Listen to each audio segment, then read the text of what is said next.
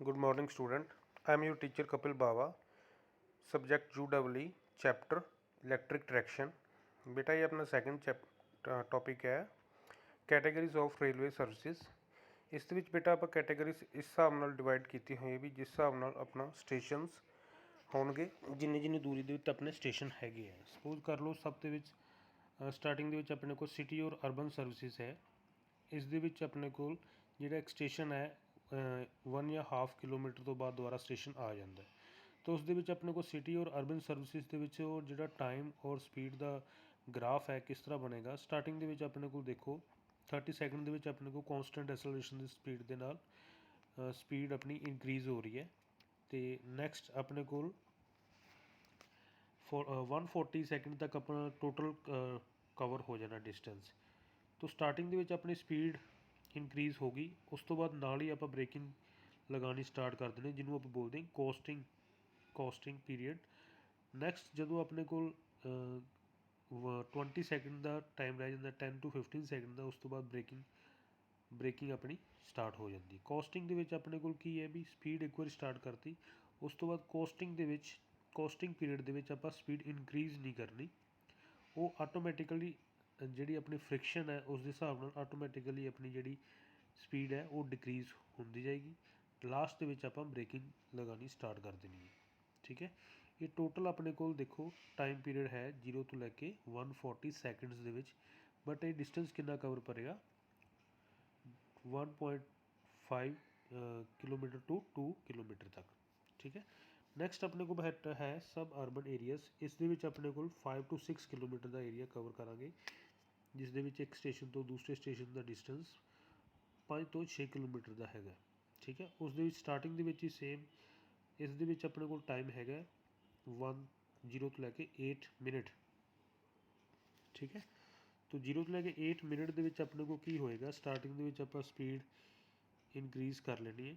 ਉਸ ਤੋਂ ਬਾਅਦ ਆਪਣਾ ਕੋਸਟਿੰਗ ਉਸ ਦੇ ਵਿੱਚ ਕੋਸਟਿੰਗ ਦੇ ਵਿੱਚ ਆਪਾਂ ਕੋਈ ਸਪੀਡ ਇਨਕਰੀਜ਼ ਨਹੀਂ ਕਰਨੀ, ਜਿੰਨੀ ਆਪਣੀ ਸਪੀਡ ਹੈ ਉਸ ਤੋਂ ਬਾਅਦ ਉਹ ਡਿਕਰੀਜ਼ ਹੁੰਦੀ ਰਹੇਗੀ ਡਿਊ ਟੂ ਫ੍ਰਿਕਸ਼ਨ, ਅਤੇ ਲਾਸਟ 'ਤੇ 1 ਮਿੰਟ ਦੇ ਵਿੱਚ ਆਪਾਂ ਬ੍ਰੇਕਿੰਗ ਅਪਲਾਈ ਕਰ ਦਾਂਗੇ। ਠੀਕ ਹੈ, ਇਹ ਦੇਖੋ ਇਹਨਾਂ ਦਾ ਜਿਹੜਾ ਗ੍ਰਾਫ ਹੈ ਸਿਰਫ ਆਪਾਂ ਇਹੀ ਕਰਨਾ। ਠੀਕ ਹੈ, ਨੈਕਸਟ ਆਪਣੇ ਕੋਲ ਜਿਹੜਾ ਥਰਡ ਕੈਟੇਗਰੀ ਹੈ ਮੇਨ ਲਾਈਨ ਸਰਵਿਸਿਜ਼।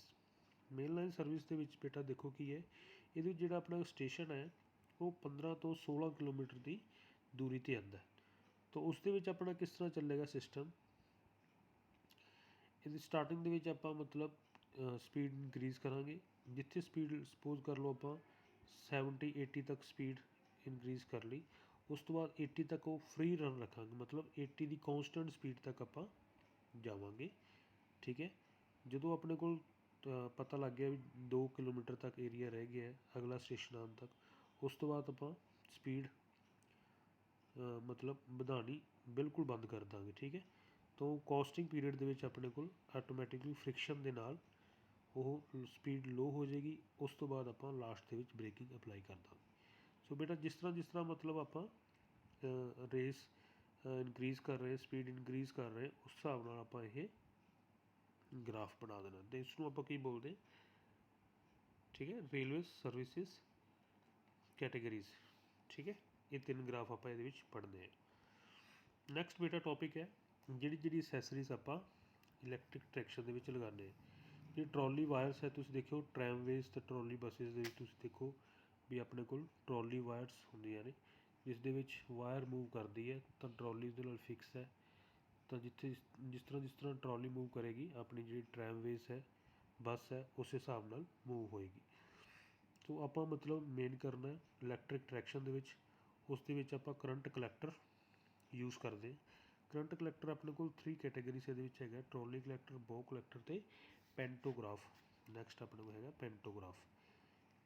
ਸੋ ਟਰੋਲੀ ਕਲੈਕਟਰ ਦੇ ਵਿੱਚ ਬੇਟਾ ਕੀ ਹੈਗਾ, ਇਸ ਦੇ ਵਿੱਚ ਆਪਣੇ ਕੋਲ ਜਿਹੜੀ ਸਪੀਡ ਹੈ ਉਹ ਸਿਰਫ ਇਲੈਕਟ੍ਰਿਕ ਟਰੈਕਸ਼ਨ ਦੀ 30 ਕਿਲੋਮੀਟਰ ਤੱਕ ਜਿਹੜੀ ਸਪੀਡ ਹੈ ਉੱਥੇ ਆਪਾਂ ਮਤਲਬ ਯੂਜ਼ ਕਰ ਸਕਦੇ ਹਾਂ।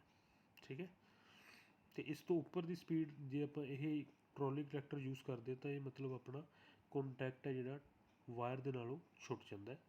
ਤਾਂ ਇਸ ਕਰਕੇ ਇਹ ਜਿਹੜਾ ਮਤਲਬ ਕਰੰਟ ਹੈ ਉਹ ਨੀਚੇ ਕਲੈਕਟ ਨਹੀਂ ਹੁੰਦਾ, ਤਾਂ ਇਸ ਕਰਕੇ ਮਤਲਬ ਇਹ ਟਰੋਲੀ ਕਲੈਕਟਰ ਸਿਰਫ 30 ਕਿਲੋਮੀਟਰ ਦੀ ਸਪੀਡ ਤੱਕ ਆਪਾਂ ਇਹਨੂੰ ਯੂਜ਼ ਕਰ ਸਕਦੇ ਹਾਂ। ਠੀਕ ਹੈ, ਨੈਕਸਟ ਆਪਣੇ ਕੋਲ ਹੈਗਾ ਬੋ ਕਲੈਕਟਰ। ਬੋ ਕਲੈਕਟਰ ਦੇ ਵਿੱਚ ਕੀ ਹੈ ਵੀ ਕਿ ਆਪਾਂ ਰੂਫ ਮਾਊਂਟਡ ਇੱਕ ਕਾਰ ਟਾਈਪ ਬਣਿਆ ਹੈ, ਠੀਕ ਹੈ, ਫਰੇਮ ਬਣਿਆ ਹੋਇਆ ਕਾਰ ਟਾਈਪ।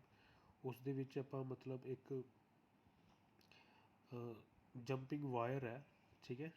ਉਹ ਜੰਪਿੰਗ ਵਾਇਰ ਕੀ ਹੈ ਕਰਦੀ ਵੀ ਇਹਦੇ ਵਿੱਚ ਆਪਣੇ ਕੋਲ ਕਰੰਟ ਨੂੰ ਕਲੈਕਟ ਕਰਨ ਦੇ ਤਿੰਨ ਹੀ ਇਹ ਆਪਣੇ ਕੋਲ ਅਸੈਸਰੀਜ਼ ਹੈਗੀਆਂ ਨੇ, ਠੀਕ ਹੈ। ਬੋ ਕਲੈਕਟਰ, ਟਰੋਲੀ ਕਲੈਕਟਰ ਅਤੇ ਪੈਂਟੋਗ੍ਰਾਫ।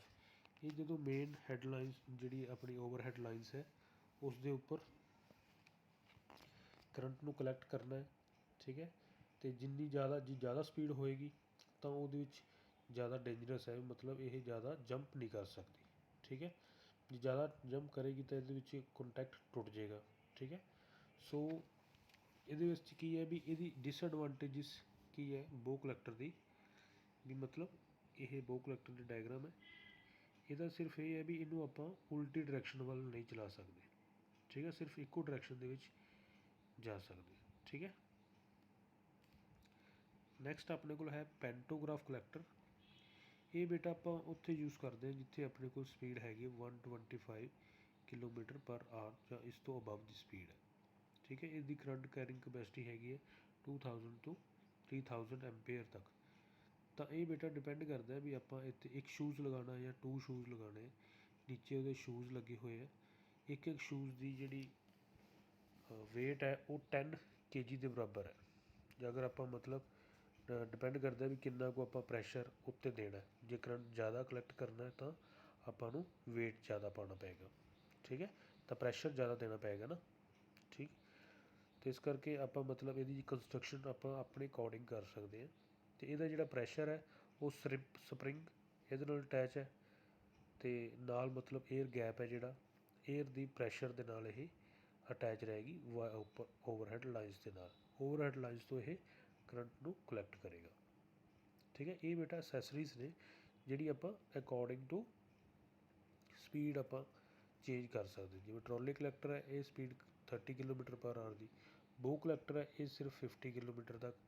ਅਤੇ ਜਿਹੜੇ ਪੈਂਟੋਗ੍ਰਾਫ ਕਲੈਕਟਰ ਹੈ ਇਹ ਆਪਾਂ 125 ਕਿਲੋਮੀਟਰ ਪਰ ਆਰ ਦੀ ਸਪੀਡ ਤੱਕ ਕਰੰਟ ਨੂੰ ਕਲੈਕਟ ਕਰਨ ਵਾਸਤੇ ਇਹ ਯੂਜ਼ ਕਰ ਸਕਦੇ ਹਾਂ। ਬੇਟਾ ਇਹ ਬਹੁਤ ਇੰਪੋਰਟੈਂਟ ਹੈ ਵਟ ਇਜ਼ ਪੈਂਟੋਗ੍ਰਾਫ ਕਲੈਕਟਰ। ਇਹ 5 ਮਾਰਕਸ ਦਾ ਕੁਐਸਚਨ ਤੁਹਾਨੂੰ ਪੇਪਰ ਦੇ ਵਿੱਚ ਪੁੱਛ ਸਕਦੇ। ਇਸ ਨੂੰ ਅੱਛੀ ਤਰ੍ਹਾਂ ਪੜ੍ਹਨਾ, ਇਹਦੀ ਡਾਇਗਰਾਮ ਬਣਾ ਕੇ ਦੇਖਣੀ ਹੈ ਰਫ 2 ਵਾਰੀ, ਫਿਰ ਤੁਹਾਨੂੰ ਇਹਦੀ ਚੰਗੀ ਤਰ੍ਹਾਂ ਸਮਝ ਲੱਗ ਜਾਏਗੀ। ਨੈਕਸਟ ਬੇਟਾ ਜਿਹੜਾ 10 ਮਾਰਕਸ ਦਾ ਕੁਐਸਚਨ ਆਉਂਦਾ ਉਹ block diagram of an electric locomotive ਦਾ ਆਉਂਦਾ, ਜਿਹੜਾ ਮੇਨ ਇਸ ਚੈਪਟਰ ਦੇ ਵਿੱਚ ਹੈਗਾ। 10 ਮਾਰਕਸ ਦਾ ਇਹ ਆਏਗਾ ਆਪਾਂ ਨੂੰ block diagram of electric locomotive. ਇਹ ਡਾਇਗਰਾਮ ਤੁਸੀਂ ਆਪਣੇ ਆਪ ਬਣਾਉਣਾ। ਇਹ ਦੇਖੋ ਡਾਇਗਰਾਮ ਦੇ ਵਿੱਚ ਆਪਣੇ ਕੋਲ ਅਲੱਗ-ਅਲੱਗ ਪਾਰਟਸ ਹੈਗੇ ਆ। ਫਸਟ ਹੈ ਓਵਰਹੈਡ ਲਾਈਨਸ ਦੇ ਉੱਪਰ ਟਰੋਲੀ ਵਾਇਰ ਲਗਾਈ ਹੋਈ ਹੈ। ਸੈਕਿੰਡ ਪੁਆਇੰਟ 'ਤੇ ਪੈਂਟੋਗ੍ਰਾਫ ਜਿਹੜਾ ਹੁਣ ਤੁਸੀਂ ਪਿਛਲੇ ਟੋਪਿਕ 'ਚ ਪੜ੍ਹਿਆ, ਇਹ ਕੀ ਕਰੇਗਾ ਟਰੋਲੀ ਵਾਇਰ ਤੋਂ ਕਰੰਟ ਨੂੰ ਕਲੈਕਟ ਕਰੇਗਾ। ਪੈਂਟੋਗ੍ਰਾਫ ਦੀ ਡਾਇਗਰਾਮ ਬਣਾਉਣੀ ਹੈ। ਪੈਂਟੋਗ੍ਰਾਫ ਤੋਂ ਜਿਹੜਾ ਕਰੰਟ ਕਲੈਕਟ ਹੋਇਆ ਉਹ ਜਾਏਗਾ ਆਪਣੇ ਕੋਲ ਇੰਸੂਲੇਟਰ ਦੇ ਕੋਲ। ਇੰਸੂਲੇਟਰ ਤੋਂ ਬਾਅਦ ਇਹ ਜਾਏਗਾ ਟਰਾਂਸਫਾਰਮਰ ਕੋਲ। ਟਰਾਂਸਫਾਰਮਰ ਇਹ ਸਟੈਪ ਡਾਊਨ ਟਰਾਂਸਫਾਰਮਰ ਹੈ। ਉੱਪਰ ਆਪਣੇ ਕੋਲ ਕਿੰਨਾ ਵੋਲਟੇਜ ਹੈ 25000 ਵੋਲਟ ਹੈ।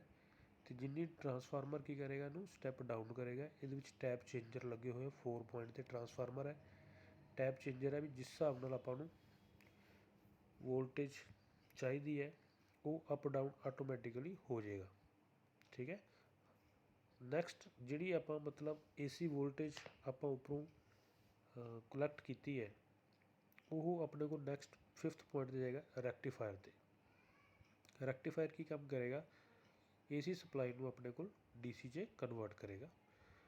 ਉਸ ਤੋਂ ਬਾਅਦ ਜਿਹੜਾ 6th ਪੁਆਇੰਟ ਹੈ ਜਿਹੜਾ DC ਵੋਲਟੇਜ ਆਪਾਂ ਰੈਕਟੀਫਾਇਰ 'ਚ ਕਨਵਰਟ ਕਰਕੇ ਬਣਾਈ ਹੈ ਉਹ DC ਸੀਰੀਜ਼ ਮੋਟਰ ਨੂੰ ਮਿਲੇਗੀ। ਅਤੇ ਉੱਥੋਂ ਆਪਣੇ ਕੋਲ DC ਸੀਰੀਜ਼ ਮੋਟਰ ਚੱਲੇਗੀ ਕਿਉਂਕਿ ਪਿੱਛੋਂ ਆਪਣੇ ਕੋਲ DC ਸਪਲਾਈ ਕਨੈਕਟ ਹੋ ਚੁੱਕੀ ਹੈ।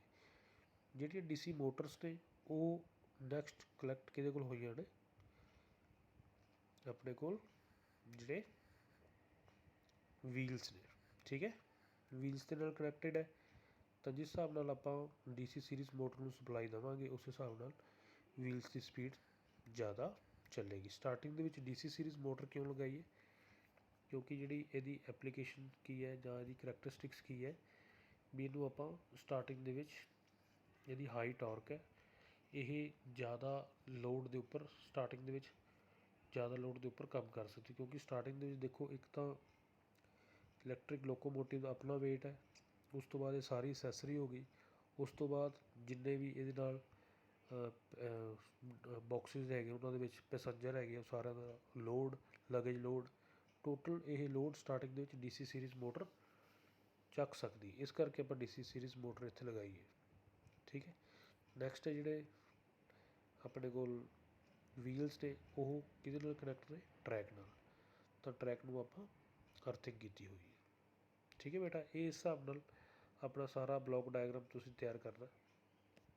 ਇਹ ਬਲੋਕ ਡਾਇਗਰਾਮ ਦੇ ਵਿੱਚ ਦੇਖੋ ਜਿਹੜੇ ਜਿਹੜੇ ਆਪਾਂ ਮਤਲਬ ਇੰਸਟਰੂਮੈਂਟ ਯੂਜ਼ ਕੀਤੇ ਹੈ, ਟਰੋਲੀ ਵਾਇਰ ਉੱਪਰ, ਪੈਂਟੋਗ੍ਰਾਫ ਕਰੰਟ ਨੂੰ ਕਲੈਕਟ ਕਰਨ ਵਾਸਤੇ, ਥਰਡ ਇੰਸੂਲੇਟਰ, ਠੀਕ ਹੈ, fourth transformer, fifth rectifier, sixth traction motor DC series motor, seventh arc connector ਅਤੇ ਏਟਥ ਟਰੈਕ। ਇਹ ਸਾਰੇ ਪੁਆਇੰਟ ਤੁਸੀਂ ਇਹਦੇ ਵਿੱਚ ਐਕਸਪਲੇਨ ਕਰਨੇ। ਠੀਕ ਹੈ, ਅਤੇ ਇਹ ਬਲੋਕ ਡਾਇਗਰਾਮ ਬਣਾਉਣੀ ਹੈ। ਠੀਕ ਹੈ ਬੇਟਾ, ਸੋ ਅੱਜ ਦੇ ਇਸ ਲੈਕਚਰ ਦੇ ਵਿੱਚ ਇੰਨਾ ਹੀ। ਤੁਸੀਂ ਪੜ੍ਹੋ ਇਹ ਬਲੋਕ ਡਾਇਗਰਾਮ ਅੱਛੀ ਤਰ੍ਹਾਂ ਬਣਾਓ, ਇਹ 10 ਮਾਰਕਸ ਦਾ ਕੁਐਸਚਨ ਫਾਈਨਲ 'ਚ ਪੱਕਾ ਹੀ ਆਉਣਾ। ਠੀਕ ਹੈ, ਉਸ ਤੋਂ ਬਾਅਦ ਇਹ ਕਿਸ ਤਰ੍ਹਾਂ ਐਕਸਪਲੇਨ ਕਰਨੀ ਹੈ, ਇਹ ਲਾਈਨਸ ਤੁਸੀਂ ਪੜ੍ਹ ਕੇ ਹਰ ਇੱਕ ਕੰਪੋਨੈਂਟ ਦੇ ਕੇ, ਫਸਟ ਨੰਬਰ 'ਤੇ ਟਰੋਲੀ ਵਾਇਰ ਹੈ ਤਾਂ ਫਸਟ 'ਤੇ ਐਕਸਪਲੇਨ ਕੀਤਾ ਹੋਇਆ, ਸੈਕਿੰਡ 'ਚ ਪੈਂਟੋਗ੍ਰਾਫ ਹੈ, ਥਰਡ 'ਚ ਇੰਸੂਲੇਟਰ ਹੈ, ਫੋਰਥ 'ਤੇ ਟਰਾਂਸਫਾਰਮਰ, ਰੈਕਟੀਫਾਇਰ, ਸੋ ਔਨ। ਇਸ ਹਿਸਾਬ ਨਾਲ ਜੋ ਜੋ ਕਿਸੇ ਵੀ ਚੀਜ਼ ਦਾ ਫੰਕਸ਼ਨ ਹੈ ਉਹ ਸਾਰਾ ਆਪਾਂ ਇਹਦੇ ਵਿੱਚ ਐਕਸਪਲੇਨ ਕੀਤਾ ਹੋਇਆ। ਇਹਨੂੰ ਪੜ੍ਹੋ, ਇਹ ਡਾਇਗਰਾਮ ਯਾਦ ਕਰੋ। ਇਲੈਕਟ੍ਰਿਕ ਲੋਕੋਮੋਟਿਵ 10 ਮਾਰਕਸ ਦਾ ਕੁਐਸਚਨ ਫਾਈਨਲ ਪੇਪਰ ਦੇ ਵਿੱਚ ਪੱਕਾ ਆਉਣਾ। ਠੀਕ ਹੈ ਬੇਟਾ, ਸੋ ਥੈਂਕ ਯੂ।